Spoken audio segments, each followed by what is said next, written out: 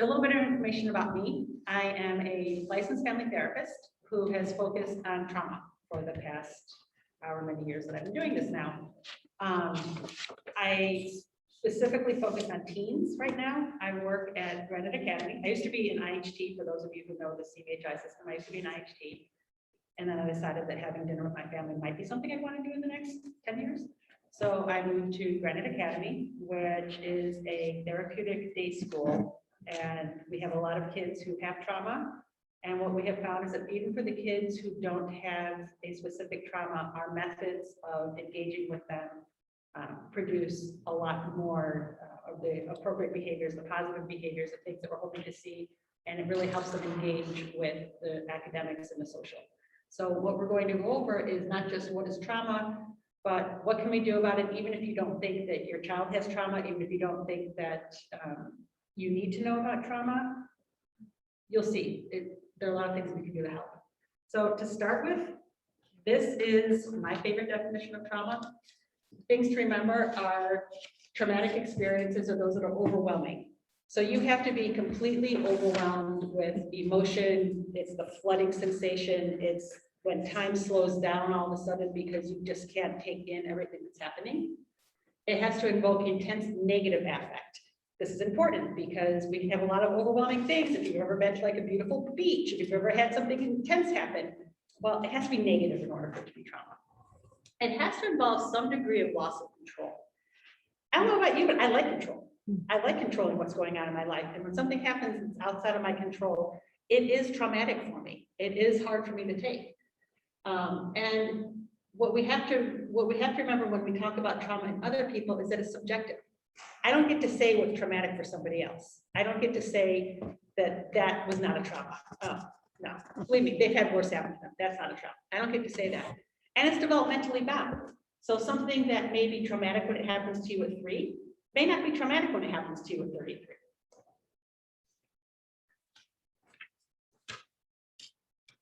So there are basically, I divide things into 2 types of trauma. There are the basic trauma. If I were to say, if I were to walk down the street and say, what is trauma? This is what people would say. We're talking the tsunami. We're talking, you saw somebody get shot. Maybe you had a really painful medical procedure. The key to these traumas is that there's a pretty clear start and stop time. You know when it began, you know when it ended. A lot of times it's public, which means you get a lot of support. People can reach safety afterwards. And you can begin to recover as soon as the trauma is over. So even something horrible, you know, the hurricane, anything like that, you can reach dry land, you can get help from the Red Cross, and then you can start to heal. But then you have these traumas, complex traumas, domestic violence, sexual, racial, gender discrimination, maybe divorce, maybe you're involved in a custody dispute for years, adoption, bullying. These are long-term. There's no clear start and stop date. If you think about it, it seems like it's always kind of been there. A lot of times they're in secret. And there's no safe space from the trauma for very long. It's not like you can find dry land and get away from your divorce or get away from your racial discrimination. A lot of times these happen in childhood when ability to cope is very low. And this is an important part. These traumas frequently occur between children and people who they thought were safe. So going back to the vulnerability aspect, children were vulnerable to people and they were let down. And then just to reinforce, it's also subjective. So you may say, but I was adopted, but you know, my mom got divorced 4 times. I don't have trauma. You may not, but maybe you had protective factors that somebody else didn't. Or maybe you had something else going on in your life that you were able to cope with the trauma better. Remember, it's subjective. So if it was overwhelming to somebody, then it was trauma. It doesn't have to be overwhelming to you. Did I miss any of the big ones, do you think? Can you guys think of anything else that would fit into that? Try to hit the biggies. Since you guys are all parents, I want to acknowledge you can have trauma from taking care of a child whose needs overwhelm your ability to cope. You can have trauma. You can have all the support in the world, but it's unpredictable. It doesn't have a start and stop date. It's with somebody you trust. It can overwhelm your ability to cope. It has an intense negative affect. All of these things can cause trauma. Some people call it secondary trauma. I tend to think that belittles it a little bit. It's almost as though we have to take care of the primary trauma first and then the secondary trauma, but it is trauma. Anyone disagree? Okay, and here's where we get to, have all kids experienced trauma in the past year and a half? If we go through the list, COVID, it caused a negative affect. It overwhelmed us. It was outside their ability to control anything. It left them vulnerable. But keeping in mind, it was subjective. So just like you may think that, you know, you've handled COVID okay. Maybe your next door neighbor, my next door neighbor became a yoga teacher. I was like, when? How? Like, of all things, like I'm, you know, my kid's 8 today. That was awesome of me. Everyone has different levels of dealing with COVID. Everyone has different levels of dealing with trauma. And when we come down to kids, a lot of them did experience trauma based on COVID.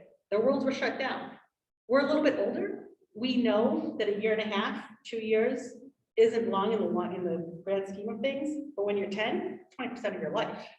So when I go forward, I keep talking about trauma. Keep in mind, most kids have experienced at least one trauma in the past 2 years. Okay, here's my disclaimer. I'm not a neurobiologist or anything that starts with neuro. I can't talk to what happens in the brain in much greater detail than the following slides. They aren't even my original slides, but they make the most sense to me, so I'll cover them briefly so we can talk about what happens in the brain. You can ask me questions, I probably won't know.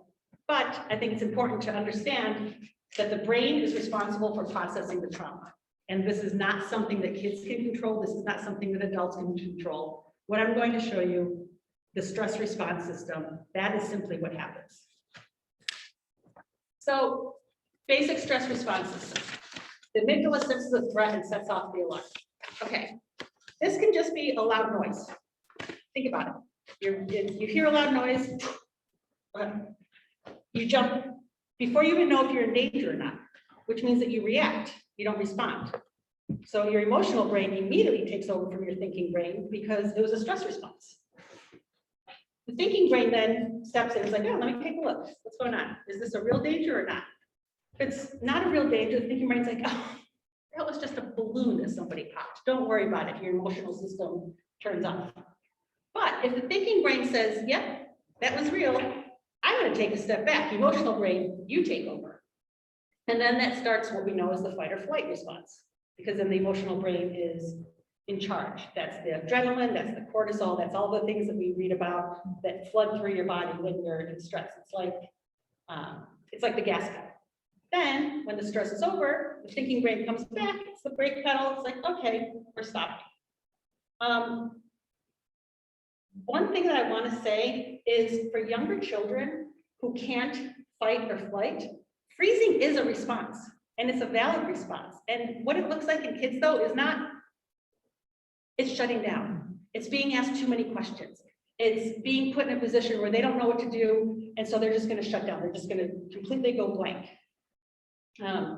So a child who senses overwhelming emotion and then shuts down isn't choosing to do so.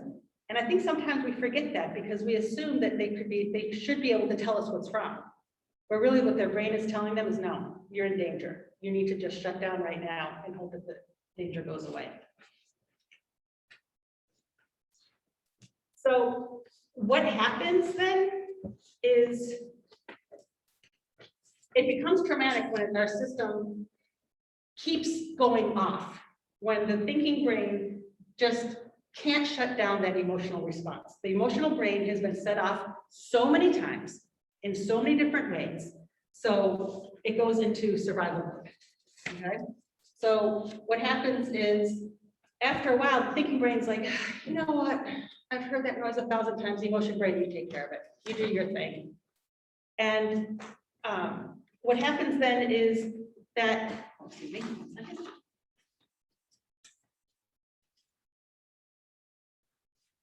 Okay, so our alarm system, I told you, the brain is not moving. The alarm system, it becomes overly sensitive. So if your emotion system is on all the time, every little thing you hear, because that's its job, right? So every little thing it hears, hypervigilance. We've all heard of it. So unfortunately, what happens then is, yeah, some stress is okay. I mean, we can all agree on that, right? Like, we don't want a kid to go through life stress-free. We don't want to prepare the road for the child. We want to prepare the child for the road. But what happens is when you have the chronic trauma, you get a toxic stress response. And that's when you are constantly in that fight or flight. When your brain is just still growing though, and your emotion brain is what gets used the most, what happens is the thinking brain actually doesn't grow as much. So all those things that the thinking brain needs to do, organize and think and math and all of that stuff, it's not capable of it because the emotion brain has so overwhelmed your brain's capacity. So when you have a kid who has this stress response, whose emotional response is always on alert, and the brain's growing up that way, the thinking brain is not as developed. And that's kind of where my understanding of the brain ends. But I can answer questions if you have any. Keeping in mind the brain keeps growing till it's 25. This is a long period of time that this can occur.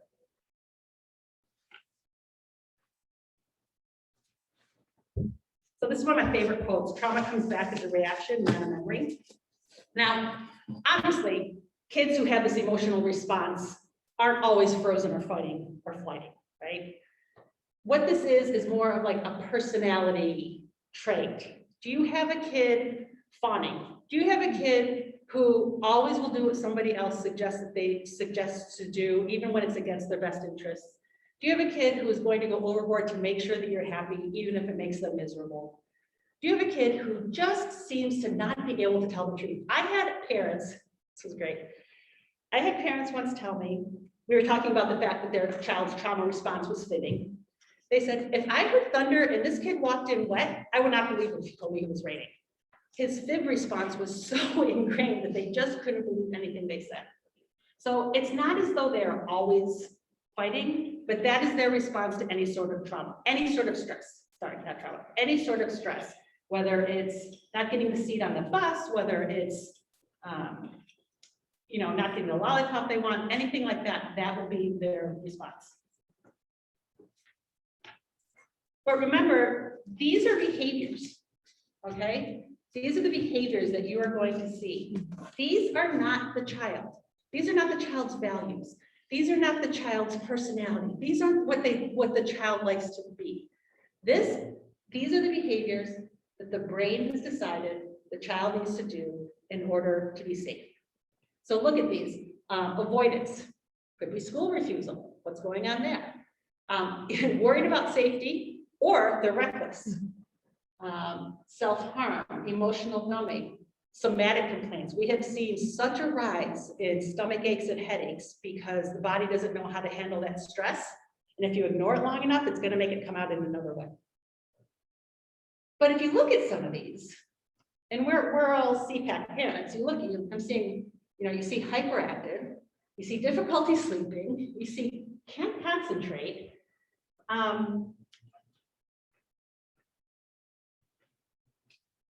They kind of look like ADHD, right?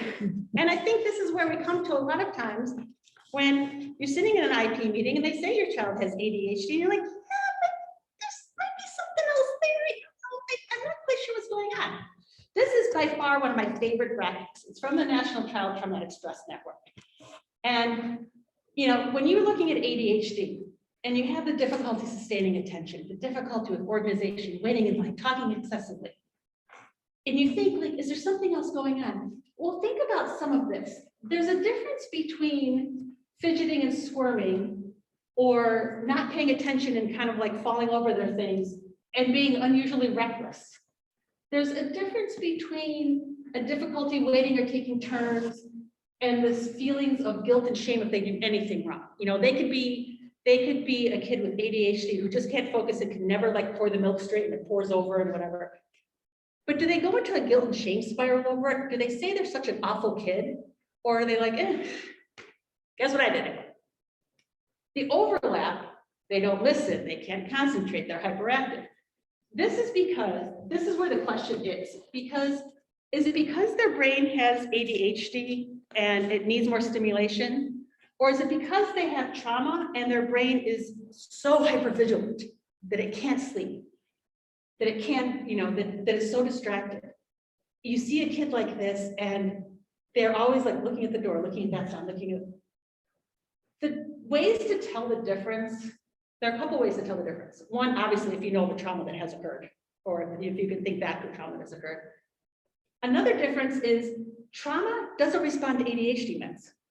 So if you are on your 15th round of Ritalin, methylphenidate, Aspiro, I can't even name all of them, and it's still not working, and you're chugging the kid full of caffeine, and and he's got like both the fidget toys going and everything, maybe there's something else going on. So this is a big question that comes up a lot in IEP meetings, especially where I work at Granite, of trying to unbraid exactly what is the trauma in ADHD. And when you think about what happens in the brain of ADHD, it's just looking for connections all the time, right? ADHD, that's why caffeine works, because it stimulates all those things and lets it focus. Trauma is looking for all those things because it wants to be safe, and because the thinking brain just is undeveloped. So even though there's an organic difference and a difference at the basic, if you're just looking at the overlap, which is what unfortunately a lot of teachers tend to do, you're not going to be able to really tell the difference. So we've got kids who may or may not have trauma. We've got kids who may be reckless or maybe explosive, don't seem to pay attention, they don't follow the rules. Well, before a kid can have age-appropriate, regulated behaviors, they need to be taught how to regulate themselves. In order to be taught how to regulate themselves, they have to trust the people who are trying to teach them these things. Before they can do that, they need to have a feeling of safety. There are a lot of different trauma frameworks out there. I used to have a slide with like 15 different trauma frameworks. There's one that I like, and I'd like you to focus a little less on the actual blocks and more on the discussion around it. But if you walk away with one thing, what I will say is this: all those behaviors we saw before in that previous slide, the blue slide, those are all communication. All behaviors communication. Your kid is trying to tell you something is going on in their brain.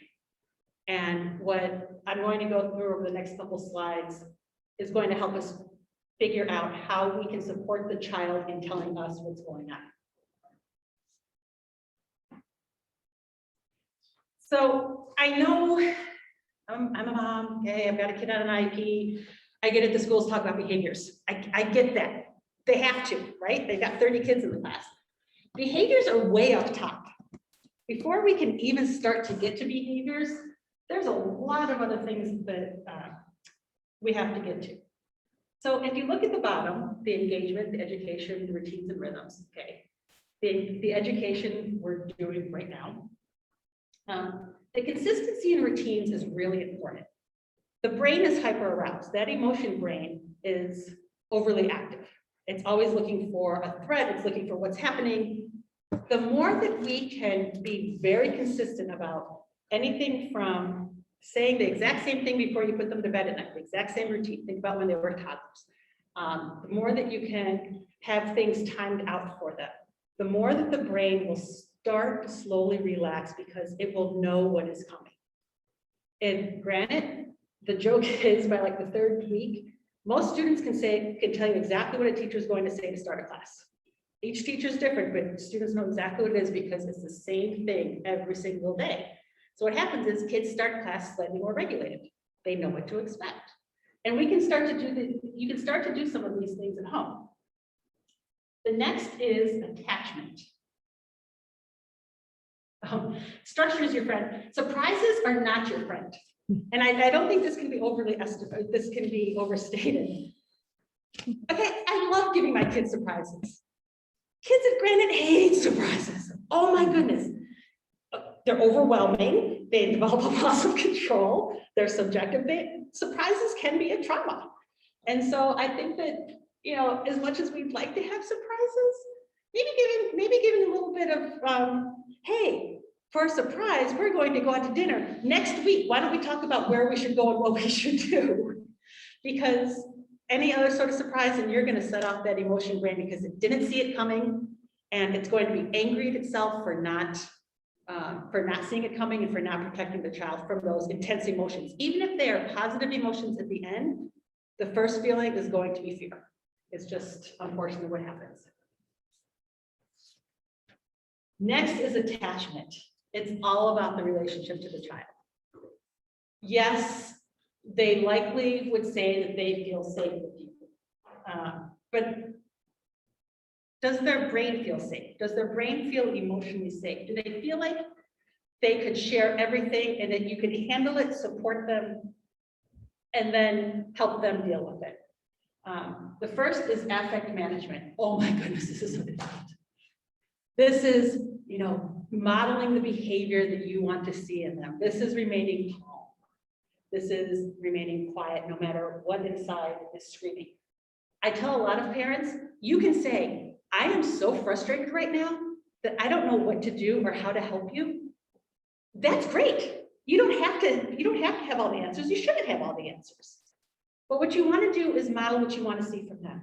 So if you want to see from them sharing of emotions in a calm way that lets them know that lets you know what they want, you have to model that. And it is frustrating. And granted, we will tap out with each other sometimes. We will actually call them like, I've been with this kid for 2 hours. I need to go. Somebody else will come in. It can be frustrating. I'm not going to get into self-care because I feel like that is way overstated. And I feel like telling a group of parents that they need self-care after a year and a half of COVID is almost insulting. Like, who doesn't know we need self-care? If it was that easy, I'd be at Canyon Ranch right now. Like, it's not. Effective response. The funny thing about this is it used to be a different word. Then we changed it to effective response. It's the effective response in that moment that you can reuse. And so if your child's asking you 1,000 questions and you finally hit on something like, I will tell you in 5 minutes, and they accept that, remember that, and do that exact same thing next time. Because if they're slightly emotionally dysregulated and you find something that calms their brain for that minute, use that again. Their brain will remember that it calmed themselves. You don't need to be original. You don't need to be unique. You just need to be effective. Finally, attunement. This is where you let them know that you're one with them. So I doubt that anyone would do this, but I have seen it happen. The child's curled up in a ball, crying, whimpering, and you don't want to walk up and be like, hey, what's going on? Cheer up. Especially with like a 15-year-old boy, not a good idea. They will not be happy. Lowering your physical presence, lowering your voice, letting them know what's going on. Helping them express their emotions, letting them know that you're there for them, letting them know that you understand. Can anyone, this is actually tough. Can anyone define validating for me? So I wrote my notes. Validating is letting them know you get it without actually saying you got it, without actually saying, don't worry, I get it, because that's the thing you never ever want to say, because they will never ever think that you actually get it. So validating is letting them know that they can express their feelings. You understand their feelings. You're not saying that they should have them, they shouldn't have them. And, on the left side, I'm sorry you feel that way. I know exactly how you feel. At least it's not blah, blah, blah. Those are all invalidating. Those all send a message to your child that how they are feeling is not appropriate and that is not understood. The right, it's not like you're saying anything great. It really stinks. Oh my goodness, you must be so frustrated. Wow, you seem really overwhelmed. Is there one thing I can help you with? What you're doing here is you're starting to help them label their emotions a little bit. So they're feeling overwhelmed, they're really angry, and then you come back with, well, you should be grateful for what you have. That doesn't show them anything about their emotions, but you must be so frustrated, lets them know, okay, what I'm feeling right now, this is frustration. Yes, I am frustrated. There's a little video I can show at the end about validation. Validation is so hard. I don't know how many of you have practiced it with your kids. It is really difficult, especially when you're trying to validate the invalid, but the kids really need it. And they need to hear that you're absorbing their emotion, letting them know that you get the emotion. They don't want to know if you care. They really don't. They don't want to know your thoughts on their emotions. They just want to know that there's a safe place for them to dump them. Really. This was a quote from one of my parents the other day. I'm validating all day and she is still yelling at me. Yes, I get it. Because validating is just the first part. So the key to all of this is you want them to be able to identify their emotion, know that there's something they can do to regulate themselves before it gets too bad, and then do that thing. In order to do that, first, you need to help them do that. If they could do it on their own, none of us would be here and I won't have a job. So first comes co-regulation, where you start working with them on identifying their emotions, helping them, I have a thing at the end, helping you go from you sound so angry to them saying, I am so angry. So if you think about it in steps like that, and then when you sound so angry, maybe try this, or you sound so angry, let's go for a walk. And then you will eventually get to the point where they say, I'm so angry, I'm gonna go for a walk. That's when they go for a walk and you do a little happy dance because you did your thing. You can also help them with this by identifying body cues. Like, oh my goodness, look at your fists, you must be so angry. Or you have that stomach ache again right before math class. I wonder if there's something going on there. Helping them tie those somatic cues from a couple slides ago to what they might be feeling is really important, because then they can go to, oh my God, my stomach hurts. I wonder if I have something in math. That's when they can start thinking about then what would help. Modulation. When they were really little, you were their modulators. When they were cold, you wrapped them up. When they were hungry, you fed them. Now we need them to be their own modulators. But if they don't know what their feelings are to begin with, I don't know if you've ever had a baby who's just crying and you tried absolutely everything and you swaddle them and then you feed them and you unswaddle them and you change them and you swaddle them. Nothing works because you don't know what makes them unhappy. That's how a lot of teens have told me they feel every single day. There's something wrong and they don't know what it is. Somebody once explained it to me as though they were wearing a wool sweater inside out. I thought that was like such a good example. So what we want is once they can start to identify their feelings, we can help them start to modulate them. One thing that I find really funny about teens is, especially teens with trauma, they spend so much time focused on their emotions that every emotion is a big deal. Every emotion that they feel must be identified and regulated, and and they don't know how to up-modulate and down-modulate. They are just right out there. So helping them learn that when they're here, they actually can learn to control it to go up here. Or if they're up here, there are things they can do to teach them to go down here. Again, with the co-regulation, teaching them tricks, helping them identify what their body feels like. All of these things go towards that emotional regulation, which is what we're looking for, right? We want a kid to be able to say, I am so angry, I've got to go take a walk, and then I'm going to be ready to talk about it. Right now, what we have are a lot of kids who just put their hands through walls. And we don't know why they're angry. They don't know why they're angry. They don't know how to say it. They don't know what words to use. So once we work on the attachment and the regulation, then we can talk about behaviors. So behaviors are really closely tied to self-identity, self-development, self-identity. Behaviors are also tied to expectations. Until you know what a student or a child is capable of, you don't know what to expect from them. Until you can tell them what you expect from them and be specific, they don't have a prayer of meeting it. If they can't meet it, they're going to get upset, you're going to get upset, and there's going to be a big mismatch. So we need to get them to the point where they feel safe enough to tell somebody what they're feeling, work with somebody or themselves to regulate their emotions, so that then we know that they are capable of sitting in a class for 30 minutes, being able to do the dishes. Until all that is in place, we really don't know what they're capable of. So asking them to do the dishes may really just be beyond what they can possibly do. That makes sense? Sometimes the behavior, people want to work on the behavior before the rest is in place, but it doesn't really work. So then we get to what can schools do? Well, a kid in school with trauma looks a lot like a kid at school at home, right? They don't have great staff relationships. They don't have great peer relationships, or if they do, they're not the healthiest relationships. The hypervigilance, the negative self-esteem, the self-deprecating comments, the lack of emotional regulation, lack of identity. This is basically the same pyramid. You can see how it starts at the bottom and works its way up. Unfortunately, a lot of schools can only focus on the top of the pyramid because they see the kids for only 6 hours a day. So what can you do at home? Don't focus on their behavior. Don't focus on what they could or couldn't do or did or didn't do in school.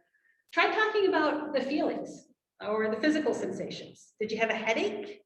A lot of kids get headaches here from punching their jaws. And a lot of kids have, they'll tell you like their arms hurt here, punching their fists. At least have them see if they can share their physical sensations.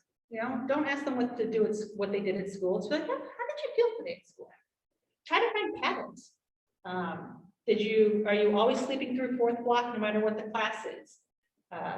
Did you walk down the hall with somebody who irritated you? Like, try based on what they tell you to start looking for patterns, and then celebrate even the smallest successes. If they never went to English class and they went to English class for 10 minutes and then swore at the teacher and left, they went to English class for 600 seconds, people.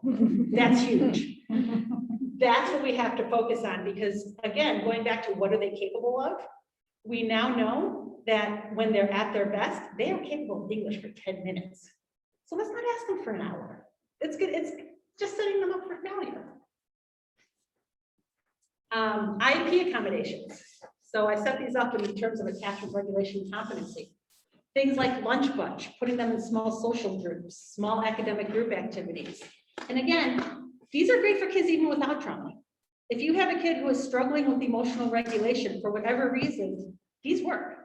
Identify somebody with whom the child is comfortable and reach out, develop a way for a child to reach out to the staff with concerns. You need to set boundaries around this. The last thing you want is that child bursting into somebody's class 4 times a day and saying, I need to talk to you right now. And the teacher's like, yeah. No. Again, though, we're teaching them how to communicate their needs. So if you need to reach out to Mr. Henderson, you can send him an email. He will check it at 8, 10, 12, and 2. That's how you, and then the child will know that his concerns are being addressed. He's got somebody who he can co-regulate with, and the attachment piece will be in place. Also provide opportunities for the student to help out in the school environment in a non-academic way. This doesn't have to be a club. This can be that they're the ones who grab the attendance from people. This can be the kid who, I don't even know what kids do in school here. At our school, they do everything from taking out the trash to refilling paper towels to sweeping our deck because we have leaves, to feeding our sheep. We have sheep. To cleaning the bunny's cage because we have a bunny. Anything like that that makes a child feel more attached to the school as an environment. And it also helps them show up a little bit to their peers if they have strengths too. For emotional regulation, try to find consistent times when they're upset. Make sure they have access to tools that can help them regulate. Everyone's into fidget tools, and I call them tools, not toys. Everyone's into fidget tools, but they don't work for everybody. Fidget tools work if you have anxiety. If you have depression, you're going to be like, it's going to twirl around and it's going to be very sad. As opposed to the kid with anxiety, it's going to be like flipping it around. But maybe the kid with depression needs to take a walk and take a water break and splash some water on their face. Noise canceling headphones, all of those kind of like sensory things. Warm calling in class. I love this one. Gunner, the next question I ask is going to be, I'm going to ask you. Gunner's ready. He knows that he needs to listen for the next 30 seconds, and then he's going to be asked a question, and he's going to nail that question because he'll have listened. It's a quick win, and it's a quick win for Gunner with his classmates as well. Advanced preparation time for changes to schedule or transitions. Oh my goodness. We have to tell our kids like a month in advance for fire drills. But any sort of, hey, don't forget, coming up Monday, it's going to be Columbus Day. We're out early on Wednesday. Let them process it. See if there's a location where students can take a regulation break. Again, identify ways for them to let people know that this is not a free pass for them to just take off in class. This is I'm going to move my cup from right to left, leave, and walk to this spot in the school. So if I need to be found, I can be found at that spot. It's very important to put some structure around this so that the child feels supported and the school feels safe in letting the child do that. Reduce the stimuli around the child's seat, or allow them special seating. and promote movement. A lot of classes, I mean, after a year and a half of sitting in your house in COVID, or sorry, not sitting in your house in COVID, a lot of kids are having problems just staying seated for 15 minutes or however long the class periods are. They're used to getting up, walking around, playing with their cat, playing with their dog, getting water. And now they're in a classroom for this long. Boy, it's been tough. Competency. These are all standard on all of our IEPs. Use organizers to break units down to assignments, grading rubrics. I don't care if it's math class, you need a rubric for the kid. We have to set them up for success. Share the test format. For kids with anxiety, seeing exactly what the test is going to look like, different questions, but seeing what the test is going to look like either on the screen, do I click, do I scroll, do I push a button? The more that you can remove that anxiety, calm the hypervigilant brain, calm the emotion brains, thinking more, the more successful the child will be. A routine check-in, monitoring of task completions, and support and visual cues to scaffold the child's learning. I had a kid who had a picture of what his desk should look like. It was great. He would get to each class, he would set up his desk, his brain could calm down, his desk was set, and then he could start learning. If he did not have that, he'd be looking for his pencil, he'd be looking for his water bottle. Is his water bottle full? Is this learning never happened? So we had to learn how to calm the brain. Before I get to questions, here's some resources. I heavily recommend The Body Keeps the Score, all of the websites. I have not listened to all of the podcasts on that, but the ones that I have listened to are phenomenal. And this one I wanted to discuss briefly. Remember I talked about regulation and how it's important for kids to learn how to name their emotions? I would say 80% of the kids can do the happy, sad, angry emotion, okay? That doesn't help a lot because the response, if a child is jealous, how you want to teach them to regulate if they're jealous is very different if the child is annoyed or feels betrayed or feels disrespected. But they're just going to feel anger. So the more that we can, and this is on your page too, the more that we can take them from the inner part and work them outwards, the more effective the interventions are going to be, because they will be able to name much more specifically what is going wrong and what they can do about it. I actually had this made into a pillow for my office, and it's not unusual for me to throw it at a kid and be like, you know, what can you do? So while I set up this little video,